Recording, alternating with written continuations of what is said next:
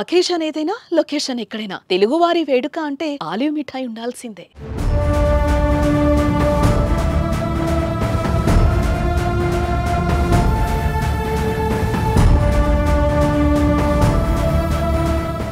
I'm not in a current state to follow the news and all. Just before I heard that there was an Operation Sindoor was happened in the last night, which was taken the revenge of our 27 families.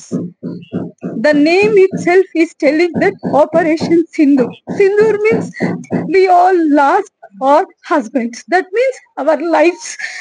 One way I should thank to Modi that we are so innocent people. They saw Modi on us.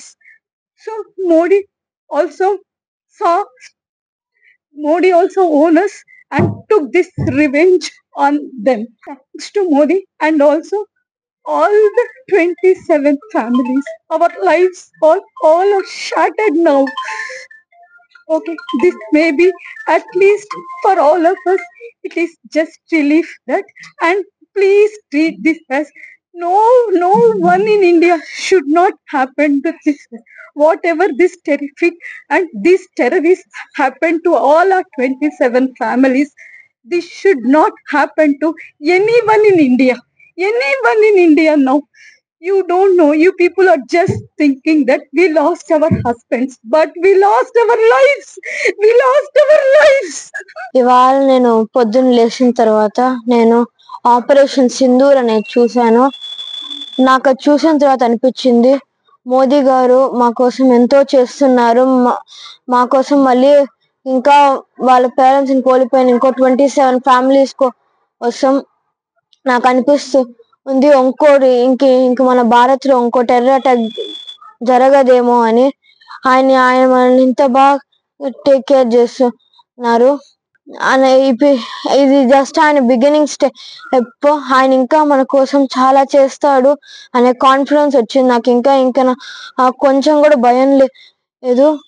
మాకు జరిగినట్టు వేరే families జరగకుండా ఆయన చూసుకుంటారు. ఇంకొంకో ఉగ్రవాదులకి మళ్ళీ టెర్రరిస్టులకి ఈ భారత్ అనే పేరు మళ్ళీ నరేంద్ర మోడీ అనే పేరు వినపడితే వాళ్ళు వణుకుతారు అనే కాన్ఫిడెన్స్ నాకు వచ్చింది. సింధూర ఆపరేషన్ పేరుతో మన భారత ప్రభుత్వము ముఖ్యంగా మోడీ గారు గట్టి నిర్ణయం తీసుకొని ఈరోజు అర్ధరాత్రి సుమారు 9 ఉగ్రవాద స్థావరాలపైన దాడులు చేసి ఉగ్రవాదులను హతమార్చడం జరిగింది. ఇది భారతదేశానికి ఒక ఊరట.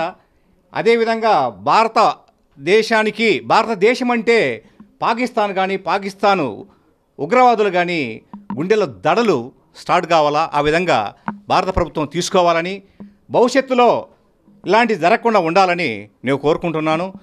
అదేవిధంగా మొన్న జరిగిన ఉగ్రవాది దాడిలో మధుసూదన్ రావు ఒక అమాయక వ్యక్తిని బలి తీసుకోవడం జరిగింది ఉగ్రవాదులు. అది యావత్ భారతదేశానే కాకుండా ముఖ్యంగా మన కావలి పట్టణాన్ని ఆ రోజు చాలామంది చెబుతున్నారు 2 రోజులు 3 రోజులు అన్నం తినకుండా చాలామంది ఉన్నారంటే అది ఎంత బాధాకర విషయమో మనం అందరం గ్రహించాలి. ముఖ్యంగా ఈ 26 మందిని ఉగ్రవాదులు మన భారతదేశ తీర్థయాత్రికులపైన దాడులు చేసి చంపడం జరిగింది.